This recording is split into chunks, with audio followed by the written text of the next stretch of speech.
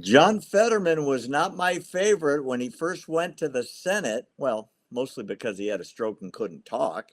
Now he's turned out to be actually quite bright, quite articulate, and wait till you see his speech about Israel. You're going to love it.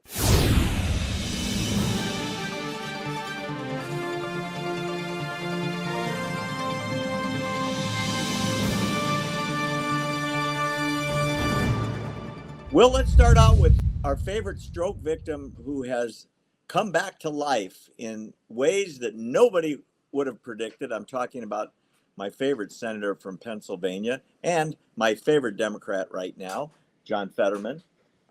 He was invited to speak at a graduation, believe it or not. And I watched the whole speech and it was fantastic. He went to Yeshiva University in New York, which is an Orthodox Jewish institution that follows the Bible. In other words, they teach the Bible in school in its traditional sense, and they know the Psalms and they know the Talmud, and they're religious leaders, but they're getting quite an academic education. John Fetterman was their graduation speaker.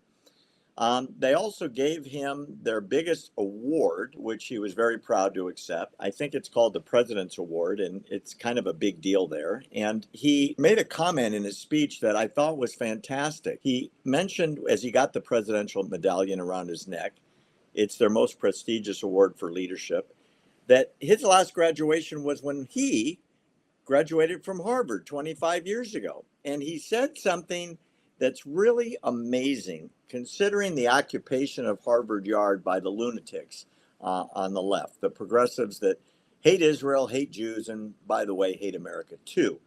He said, because he was at a graduation, he was wearing his Harvard sash, and he said, I don't think it's fundamentally right for me to wear this today. Let me show you what he did, and he got a standing ovation for it. While I was putting together my speech, and I started to reflect the way probably all of you do. And I was reflecting, and it's like, where's my last graduation? And that was literally a quarter century ago, 25 years ago.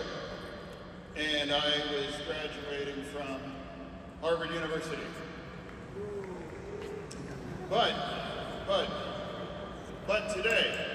But today, I have been profoundly disappointed the way Harvard's inability to stand up for the Jewish community after October 7th.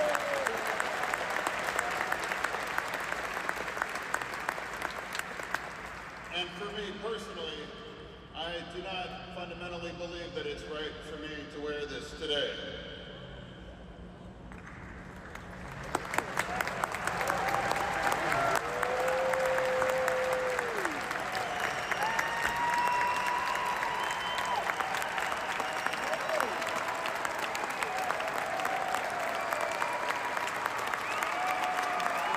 That is profound.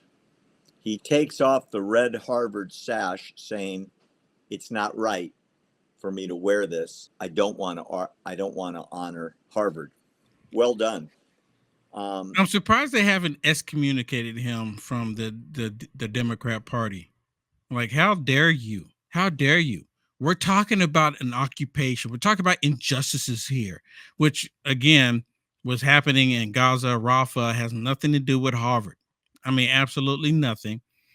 But these tyrants have taken it upon themselves to push an agenda that shouldn't even be on the campuses of America, just to be honest with you. Now, open discussion about it, sure, right? We should be able to discuss it. You and I were discussing it.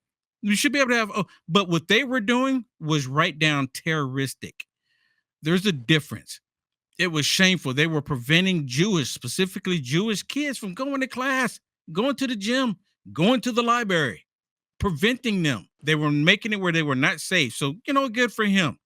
Good for him. Now, I'm wondering how they're gonna treat him, because he's been really outspoken with his support for Israel. And he should be, and all Americans should be, especially our leadership in the House and the Senate, because Israel is the front line against the terror that's on its way here. And as if you pointed out many times, it's here.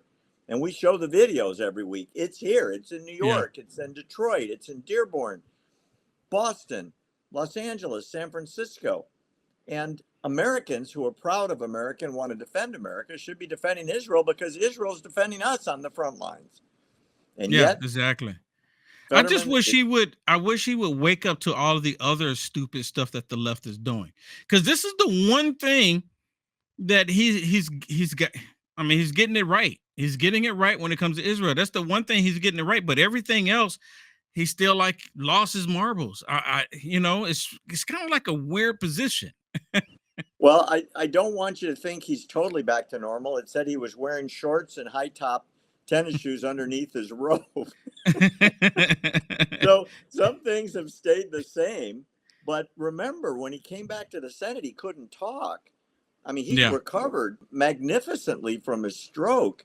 Yeah. And he gets yelled at by these code pink lunatics or avowed communists. They chase him around the Senate office building, screaming at him, and he just Yeah, they says, scream "Wipe at him out because Hamas." they scream at him because they're like, you're supposed to be on our side. I mean, this is how they're approaching him. You're supposed to be on our side, and you're not on our side when it comes to Israel. Everything else, they don't have no issues with them.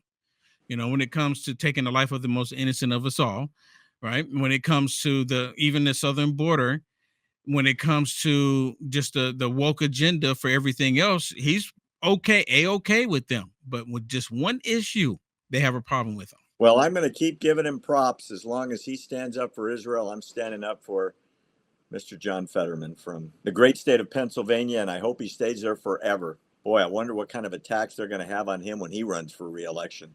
They got snookered. They got snookered because they thought they had a crazy, progressive, left-wing communist, and it turns out he wasn't.